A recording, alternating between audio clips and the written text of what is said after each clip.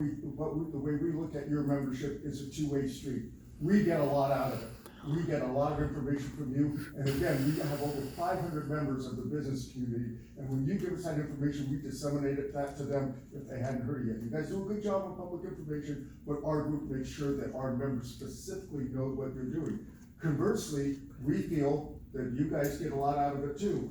It's a two-way street. We're always having both ways conversation, and so we thought it was extremely important. I was not able to be here in May when you had that item or to be on the Zoom, but we wanted to make sure that you understood that we noticed that item. We think it's very, very important, and we have organizations like yours that participate in our organization on our monthly meeting, and it's extremely helpful. It's to the benefit of your constituents and to our business members. Thank you all very, very much.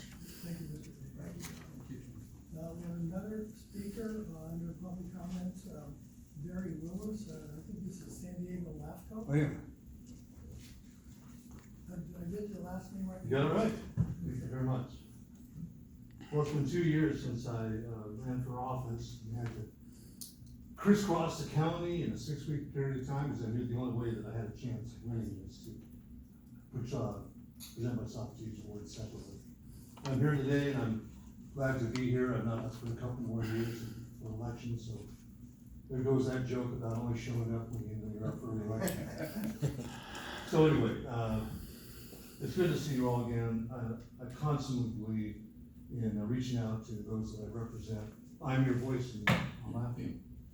And I will follow up with an email with my cell phone number. I always want to encourage all of you to call me, whatever your thoughts are. As you know, the attachment with Rainbow and Fallbrook is a big issue. I want to hear what your thoughts are, all of you. And I believe in local control. It has to be a very good reason for consolidation. Are you happy with the municipal service review that was for the marketing? Whatever was the last time. Those are the kinds of things that we should be aware of at LAFCO. I don't think we should ever be afraid of negative feedback, because how do you know to improve once you have negative feedback?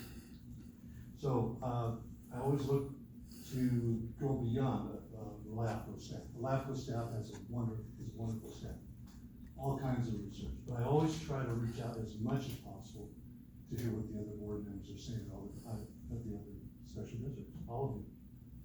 I try to do as much research on my own to find out what your thoughts are, the different GMs, fire chiefs,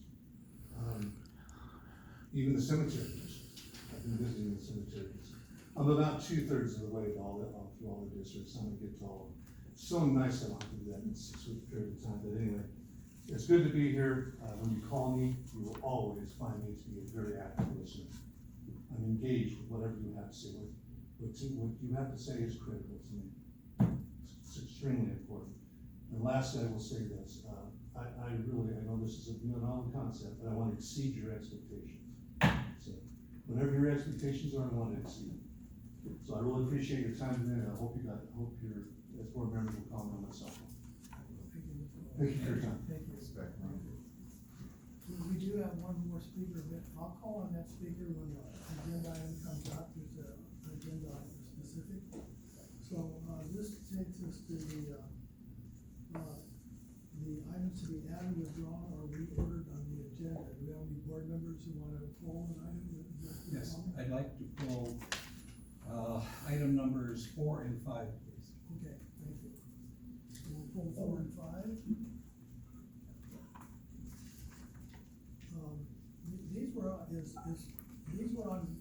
These are items that were originally on consent. They're being pulled off on consent, and I'd like to ask our general counsel to speak to the issue of when items are on consent, what's the difference between consent and action items and so forth.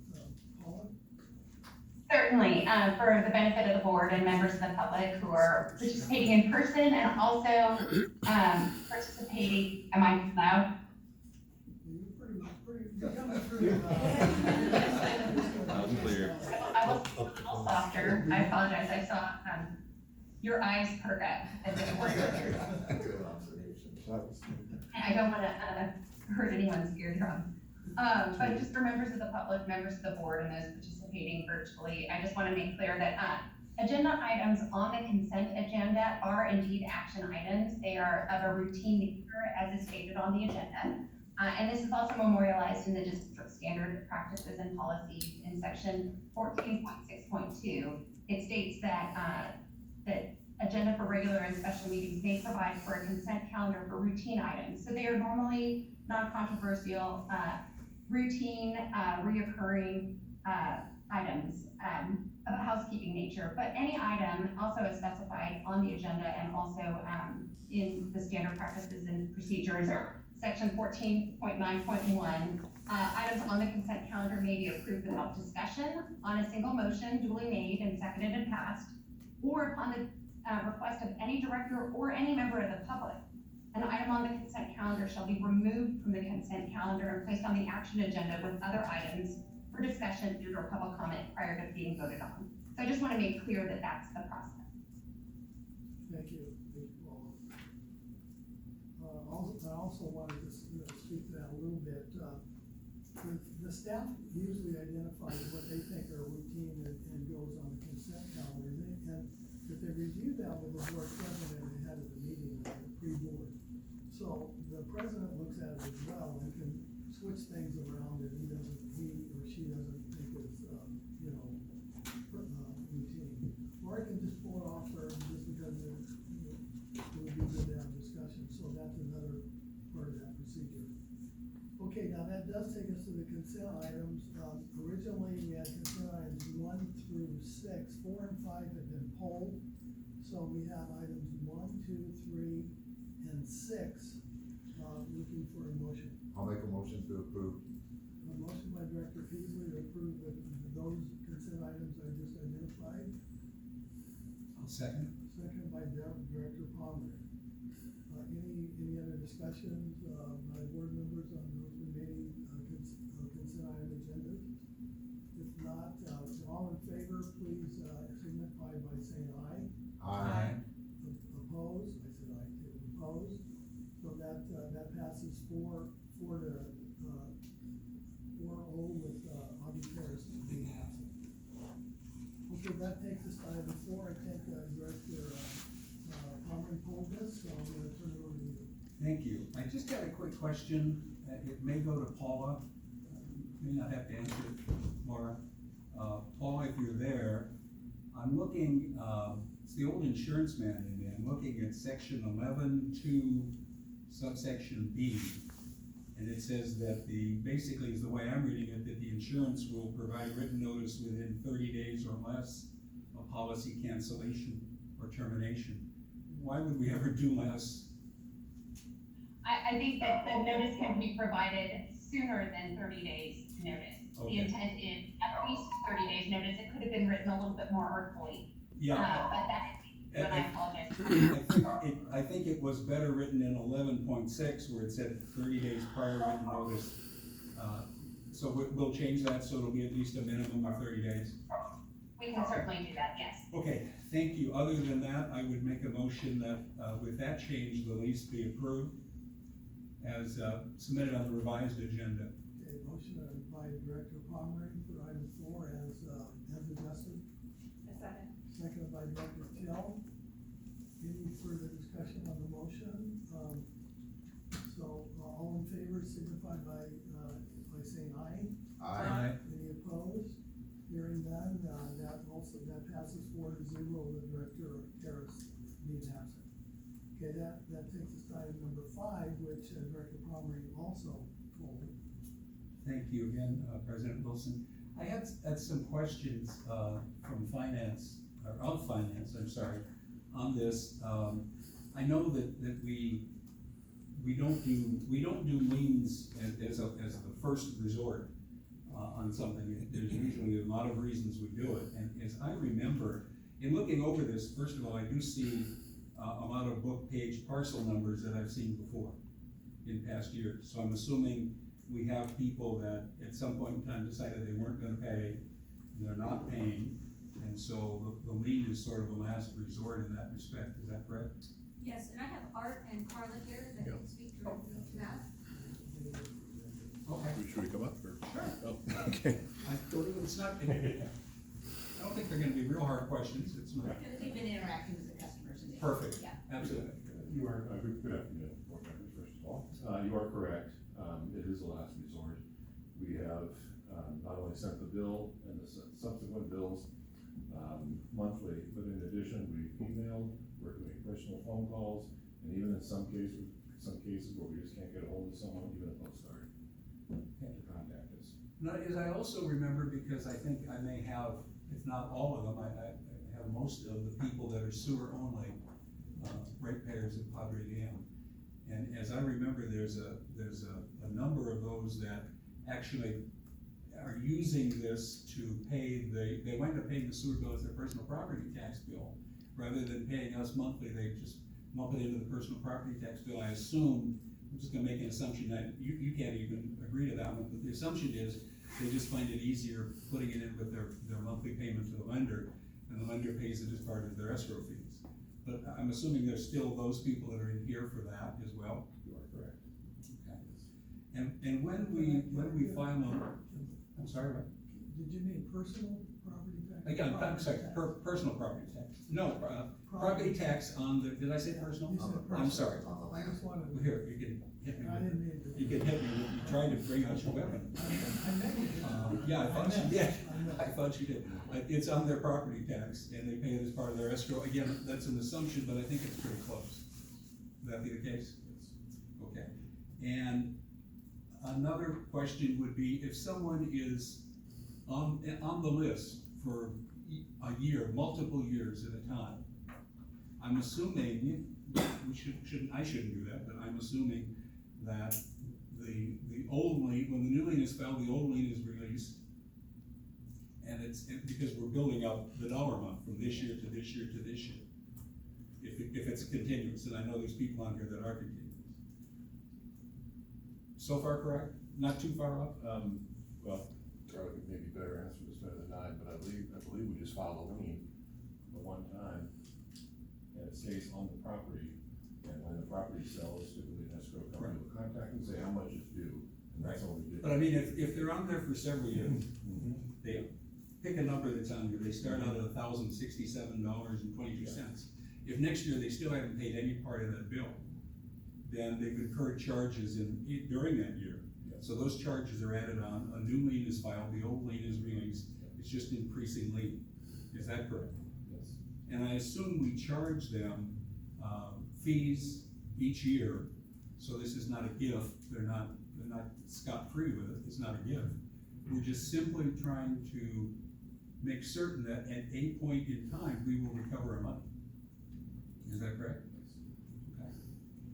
And so, to me, there's a formula in my mind, and I'm sure it's not the right formula, Karen, but the formula in my mind is, there's an amount that's owed us, fees are added on to that, a lien is filed.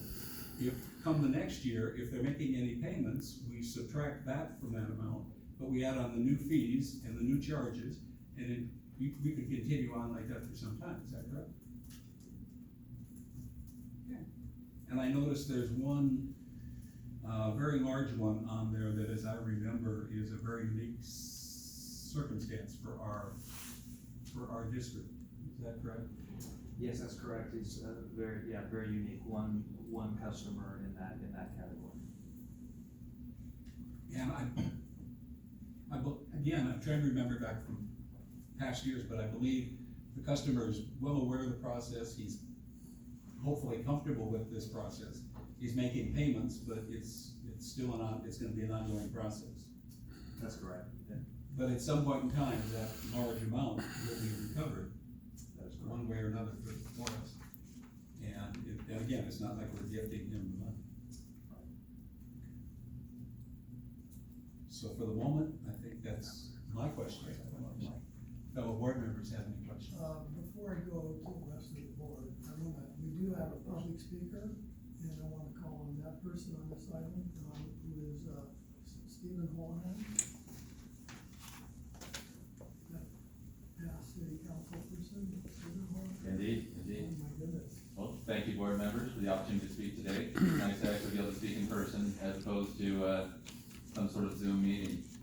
And so, Director Pomerang, I appreciate your comments as far as wanting to recover money.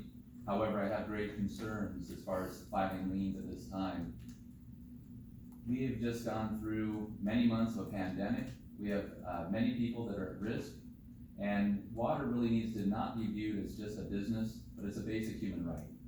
And so we're coming upon some of the hottest months of the year, and maybe one of the hottest years. And so this is really not the time to start looking at cutting off people's water, looking at putting liens on their property. And I don't know the exact individual who's having trouble over and over and over again, who doesn't seem to be able to pay that bill. Or maybe it's people that are only on sewer only. Or maybe it's someone who's just a rugged individualist who just doesn't want to pay. But either way, by cutting off their water, by cutting off their sewer, by putting a lien on their property, and possibly making them into a homeless person, that doesn't solve any problem at all. By cutting off their water, you're basically putting them back in the Stone Ages. And it's not necessary. So I don't think this is the time. I had some concerns upon watching the videos of the last board meeting. And although you want to think of yourselves as a business, this is a service, and this is the service for water, which is a human necessity. And so we need to soften our views a little, and we need to try to have some empathy for these individuals. I'm not sure what exactly their issue is financially, and maybe you get the money back in a tax assessment later. But putting a lien on their property and being very heavy-handed is unnecessary. And again, there's gonna be money available to the state of California. So I think it's probably a good idea as a business to go through that avenue. Don't look at putting liens on it this time. Don't be cutting people's water off. And let's see what sort of remedy the state of California might offer you. So again, thank you very much for the opportunity to speak here again. And I appreciate your hard work. Okay, and then no more public comments, so, I'll open it up to the Director Jill. Thank you, Director Pomeroy, for your, great questions. I am new to the board. This is a new process for me, and, I also thought this was important to discuss, especially in a year of pandemic. And I don't know if you know this, but June 2021 was the hottest June ever recorded in the Western United States. So we are all facing a new reality due to climate change. My first question I would like to ask is, I would like to know if our neighbor water agencies over the past decade, if they are doing this, and when did they start? So it would be Otay, Helix, Lakeside, Sweetwater, and City of El Cajon. The other thing that I have been investigating is financial assistance. It was stated that there is financial assistance, but in my investigations, financial assistance is only for renters. It is not for homeowners. And interestingly enough, many homeowners, like myself, make 80% of the median income in San Diego County or less. That qualifies you as a renter financial assistance, but there is no help for homeowners, and then on top of it, condo owners, and we're paying taxes on top of it. I was at risk last year of losing my job, and my first thing I thought was, okay, I got my mortgage covered, my water bill, gosh, it's expensive, but I'll get through it. Energy, but I was like, I don't know if I could cover my taxes. And now, and I'm very thankful to my job, I kept my job. I don't know what some of my friends said. I have a good friend who's a hairdresser. I really don't know how she survived, and she owns a condo. So, anyways, I think for some people, this year in a time of pandemic, thank you very much, Padre Dan, for suspending the water fees. I think you got food for some family. I really do, and gas. And, again, as stated before, in a previous meeting, I would like us to wait till 1 October. And then finally, too, there is money coming in. I'm gonna bring it up in the director's comment, the actual press release from the state of California. I know there's a lot of questions about it, but there is money coming in for the state of California to assist with people who are not able financially to pay their water and, utility bills. Thank you. Any other board comments or questions, Director Beasley? Art, would you please come to the podium? I have a question for you. Of the list of folks in the last board meeting that was referenced here just a moment ago. I recall there was about 20 on that list. My numbers aren't perfect, I might be roughly correct. Correct me if I'm wrong. Of those 20, approximately 15, or I'll use a rough word, habitual non-payers. Is that roughly correct? Okay, so the rest, the 5 or handful or less, are folks in a situation that Director Teal refers to, right? So we're talking about 5 folks. And what have we done to reach out to them? Well, as I mentioned earlier, you know, they get their monthly bills. We email them, we call them, multiple times. And then even, send a postcard in some cases with contact information that are turned on the account. So, you know, we do this monthly, you know, we've been tracking the delinquencies and, during COVID in particular, and we've been reaching out constantly, because we don't wanna file a lien. We don't wanna turn people off in October. So we wanna go through do everything we can to avoid, having to do that. As an opportunity for them to finance their bill, is that not right? If you're And referring to we our- do that regularly and it's normal, so we're not gonna shut people off who decide to finance, is that not correct? Exactly, we just want them to stay in contact with us, we can set up a payment arrangement, we can figure out some situation, to get through this. Yes. So we're doing everything we can Yes. to help those 5 or so individuals to not shut their water off, and they have every opportunity to do so. Correct. Thank you. I'm gonna ask some questions next. There was comments about money coming from the state, to maybe help, in the future. If we file a lien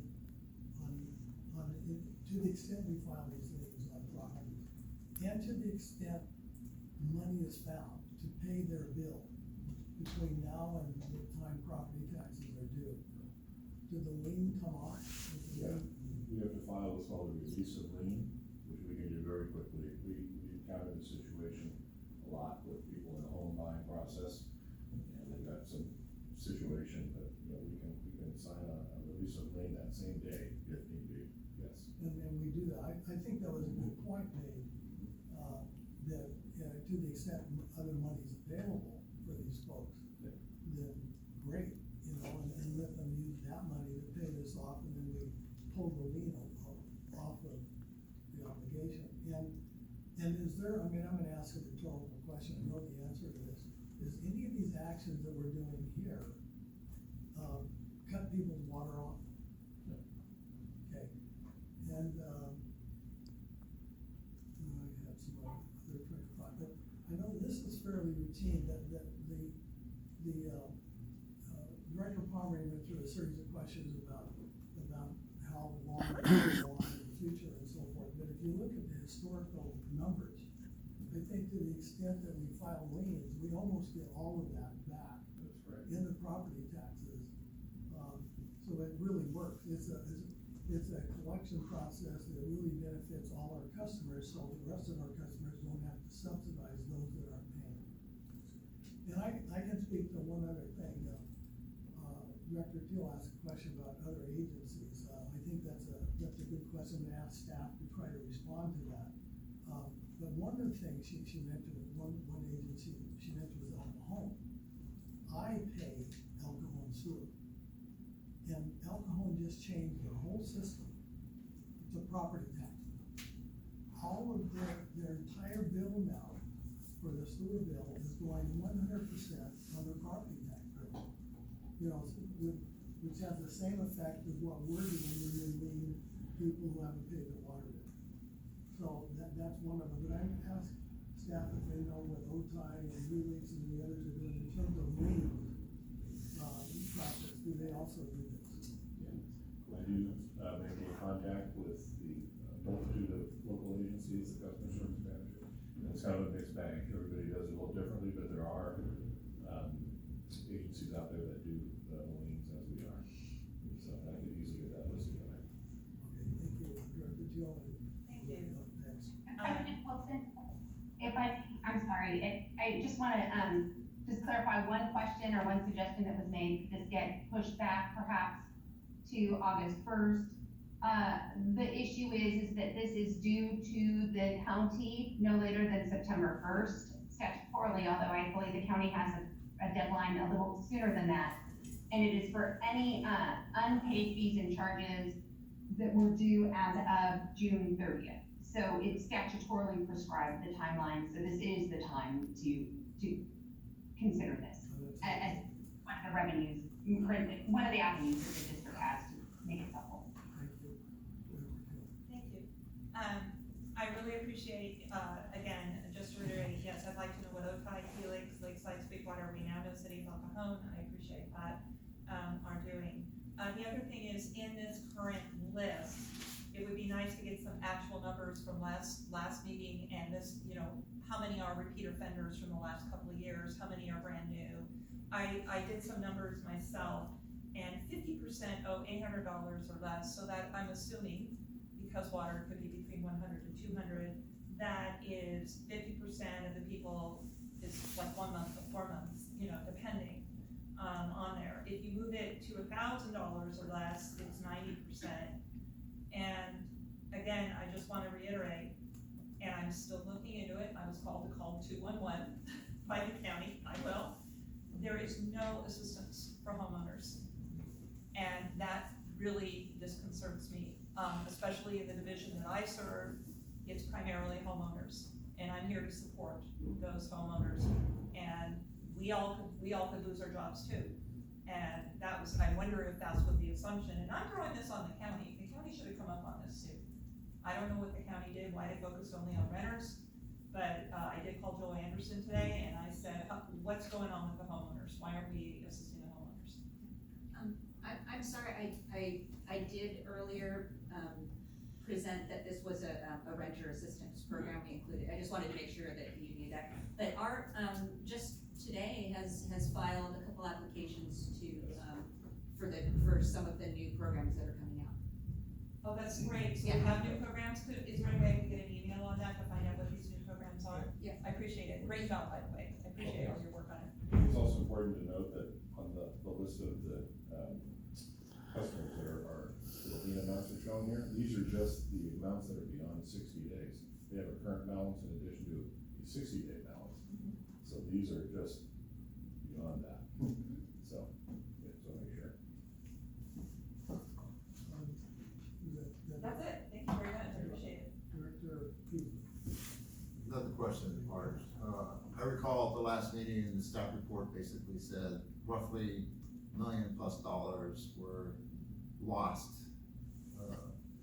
because we weren't collecting late fees. Who pays that loss? Do the rest of the ratepayers who pay their bills on the regular? So it hits rates, so any board member here that doesn't want to reinstate those fees collected is really asking the board and the normal ratepayers, the normal meaning those who pay their bills, to pick up the tab and increase their rates. Is that basically what would happen? Yeah, so. Thank you. If you think about, you know, your revenue requirement, it's all sources of revenue. And, you know, you may, there is a portion of our revenues which are late fees, just like cops who stop you and give you a ticket, that's part of the revenue stream for a city. And so, you know, that usually runs about $1 million a year. And it's basically, you know, interest, you know, it's a charge for not paying your bill in time, and it's a financing issue, and, so that is counted as the revenue. So any board member here, Director Teal specifically, who argues not to, like last meeting, she's arguing to raise rates. That's basically what she's arguing. Thank you. Director Omri was next. I don't wanna lose sight of two facts, at least I think they're two facts. One is that what we voted on last week would not result in anyone's water being shut off until October. Yes. Which, again, goes to saying we were gonna do it in the hottest months. There's no intention of doing that, but more important than that, is that if we don't take every step possible to secure, the amount of money that's due Padre, then we're, as a board, we're in violation of state law. Now, I don't, anybody that knows me knows I don't love every law that this state has enacted. Far, far, far, three more fars from it. But it is the law, and when I took the oath of office, I had to swear to uphold the laws of the state of California. So whether I like it or not, this is certainly to me, something that we have to do. And thirdly, in my little tirade here, I don't think the number of shutoffs, it's, while they're all significant, it's not a large number. We go out of our way to make sure there's no shutoffs. And if this was a business, we'd have stopped providing to people long ago. But we've done all we can possibly legally do. And I would suggest looking to the state legislature if that's something you want to change. But as long as it's the law, whether I agree with it or not, I have no choice. I do have a choice. I could resign from the board, or I can stick with the board and do the best I can, but I have to comply with state law. My decisions are not based on running for office. My decisions are based on what I think is best for the district. And that's what I think every decision I make, hopefully, is based on that. It's not based on any political plans or desires or the next office I want to run for. So, that's the point that has to be made. We're required to make sure that we're treating all of our customers the same, and that means that we're not taking funds from one customer and spreading it out amongst the others. So fiduciary responsibility. Thank you. Director Teal? First off, if we could possibly do this, I did some numbers. 39 out of the 78 on this list owed $800 or less. It might be, I would like to know how much would my water rate increase if we held off on those until 1 October. All right. So for those 39 that owed $800 or less, so I'm not talking about all of them. I am concerned about the family. Also, in terms of treating everybody equally, the issue is homeowners do not have financial assistance, renters do. And so, yes, you can treat people equally, but will you get equitable outcomes? Probably not, and it could be why the application rate in and of itself is so low. And number three, I think I was pretty clear in the last meeting, I understand the shutoffs will not start until October 1st. I am concerned that families will worry about water and not get access to the water in this time of heat. And we're currently heading into another heat wave now. So that's where I'm at. Okay, so, yeah, Director Paul. I'd like to make a motion to approve, we're on item 5, right? Yeah, it's the actual recommendation, staff recommendation, I'm reading that from the report, is adopt resolution certifying the accounts identified that are delinquent in accordance with requirements of the San Diego Auditor and Controller's Office, and authorize staff to file appropriate certifications with the county. And according to Paula, we have a deadline to meet by state law and county requirements, so I'll make a motion to approve the staff recommendation as you so read. Thank you. Do I have a second?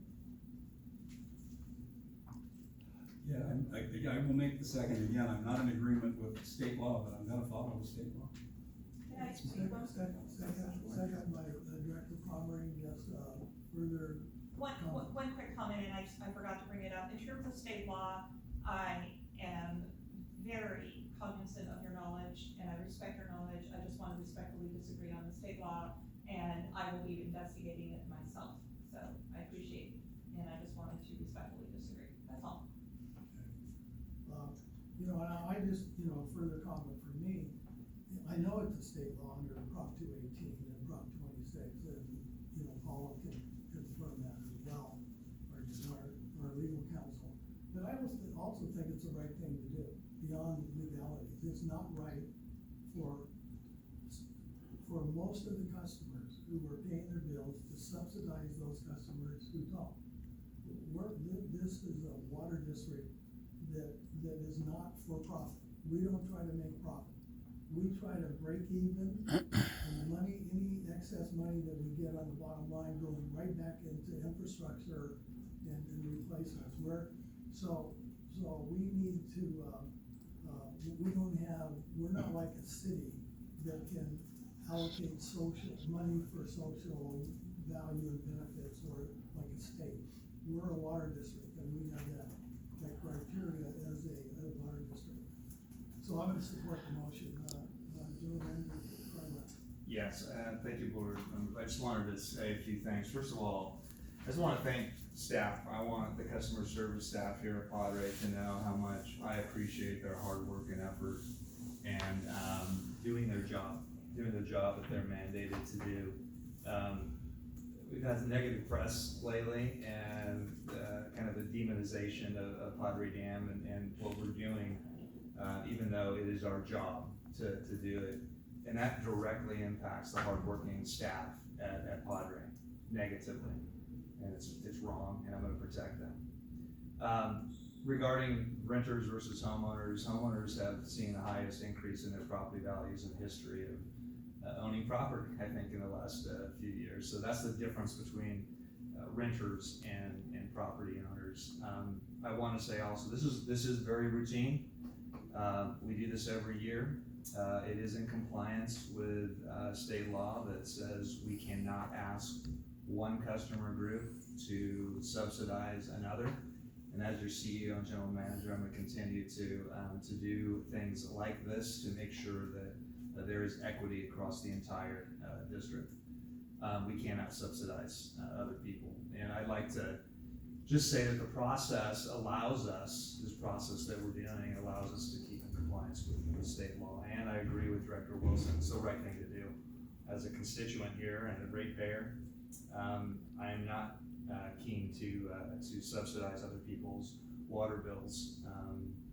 I wanna protect those that are struggling to pay their water bills and do pay their water bills.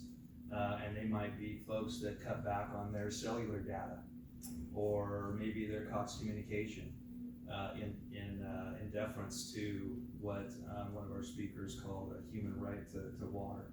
It's a service that they receive, it's delivered to their property. All of these folks had these services delivered to their property, and they owe us for those services. And they need to pay us, and so that's why we're doing what we're doing. That's it. Any other comments? Seeing none, there's a motion by Director Hughley, second by Director Pomeroy for staff recommendation. All in favor of that motion signify by saying aye. Aye. Those opposed? No. That's 3-1, with Director Till dissenting. Thank you very much. To have a roll call vote. Paul, did you say something? It's been a roll call. Roll call. You know what, you are virtual, but you are also in person, never mind. I'm trying to navigate quasi schools MU Brown Act meeting requirements. Yeah. I forgot, Amy covered this. Amy Go had ahead. to remind me we were doing the virtual process. I don't think this is a roll call vote. So thank you. That takes us to item number 7. That handles all of the 1 through 6. Item 7 is award of the construction contract sewer and manhole rehabilitation 2020 project. Our presenter is Adelina Sanchez.